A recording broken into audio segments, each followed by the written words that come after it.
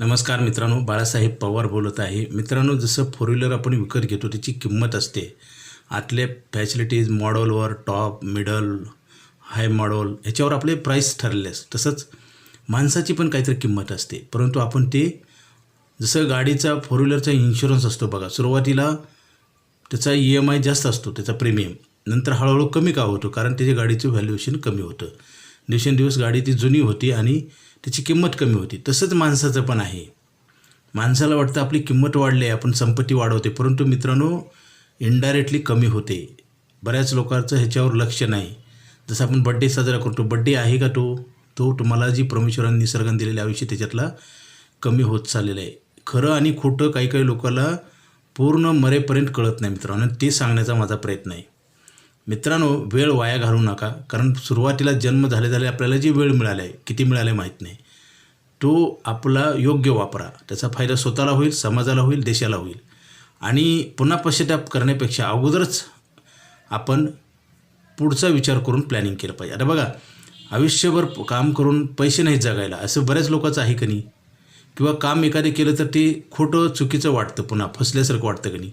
मग अगोदर आपल्याला कोणी तर मार्गदर्शन करणारा पाहिजे ना, आपण कुणाचं तर ऐकलं पाहिजे. कारण एखाद्या गावाला जाताना आपल्याला रस्ता आपल्याला माहीत नसलं तर विचारलं पाहिजे आणि योग्य आहे का त्याची खात्री पण केली पाहिजे. परंतु आता तसं होत नाही. चुकीच्या गोष्टीला खरं म्हणून लोक जीवन जगत आहेत मित्रांनो. त्याच्यामुळेच ही सगळ्यात मोठी फसवणूक आहे. आपल्याला खरं खोटंच हे शेवटपर्यंत कळत नाही काही काही लोकांना. आता बघा, पैसे स्वतःला लागणारे तरी आपण ठेवत नाही. पूर्ण उत्पन्न खर्च करतो आणि कर्ज काढून खर्च करतो. कशी सुधारणा होईल? म्हणजे एखाद्या विद्यार्थ्याने परीक्षेत काही पण लिहिलं नाही, त्याला मार्क कसे पडतील, पास कसं होईल?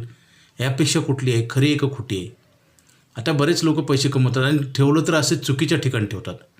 मित्रांनो, माणसाची किंमत आहे आणि जगण्यासाठी लागणारा पैसा, ह्या दोन गोष्टीचं भान ठेवून प्लॅनिंग करा. कारण आजच्या महागाईनुसार जर आपल्याला जगण्यासाठी 25,000 रुपये लागत असेल, म्हणजे वर्षाची किती झाली? 3 लाख रुपये. 3 लाख रुपये लागत असले तर 20 वर्षांना ते 6 लाख रुपये लागणार आहेत वर्षाला. आणि त्याचं प्लॅनिंग आपण केलं पाहिजे. जर नाही केलं तर आयुष्यभर काम करून उपाशी झोपायची वेळ येईल आणि दारिद्र्य, त्रास, शारीरिक त्रास आणि आर्थिक त्रास, दोन्ही त्रास होतील. कारण शरीराचा त्रास तर होणार आहेत. प्रत्येक माणूस कुठल्या फॅक्टरीत तयार झाला नाही, त्याला स्पेअर पार्ट लावता येत नाही किंवा त्याला नवीन करता येत नाही. फोर व्हीलर आपण घेऊ शकतो, वेगवेगळे पार्ट टाकू शकतो, गाडी घेऊ शकतो, परंतु माणसाचं तसं नाही. त्यासाठी रोज आयुष्य कमजोर व्हायले, शरीर कमजोर व्हायले, त्यासोबत पैसे कमजोर करू नका. पैसे बचत करा. याला शिवपेंड्याकडे आयुष्यभर पैसे मिळणारा प्लॅन आहे, तिथं पैसे बचत करा, म्हणजे आयुष्यभर तुम्हाला पैसे मिळतील.